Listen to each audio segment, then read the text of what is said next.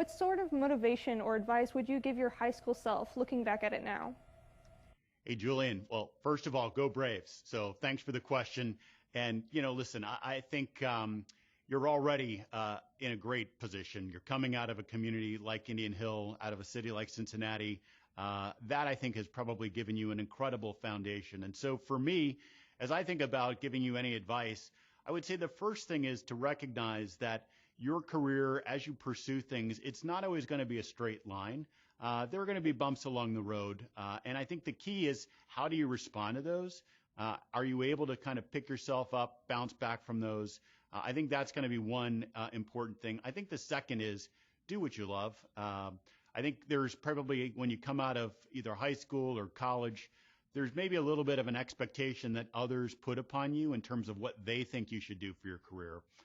And what I've seen throughout, my career is people that got into jobs or got into industries because of somebody else pushing them to do that, they don't end up having particularly fulfilling careers, and they ultimately end up, in most cases, changing. And so I think you can avoid that trap, find what you love to do, and if you do that, you're going to be in a great place to be successful. And I would tell you, there are all sorts of ways to have successful careers. There is no one right path. And so give yourself the permission to have some flexibility there and ultimately have a little bit of fun.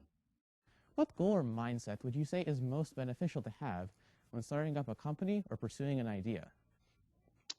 David, hey, thanks for the question. And, let me start by saying I'm not an entrepreneur by training. I work at McDonald's. It's a big company.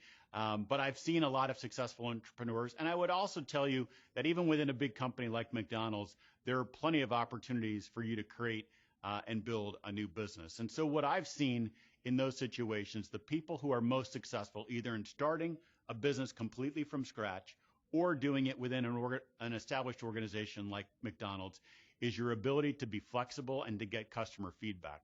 When you launch something, very rarely do you get it perfect from day one. You're going to launch something, you're going to get feedback from customers, either the things they like, this is what they don't like. How are you able to pivot? How are you able to incorporate that and improve the product? I think that is a key part of being successful as an entrepreneur, either on your own company or doing it within a big organization like a McDonald's. Hi, I have a question. So my mom loves your Coke because it's different and it's really good, and I love your ice cream sundaes. So maybe if there's any way you could make like a Coke ice cream, that would be really good, since we love your Coke and yours ice cream. It would be really good. Thank you. Bye. Hey, Aiden, I love the idea. You know what? That's one of the great things about working at McDonald's.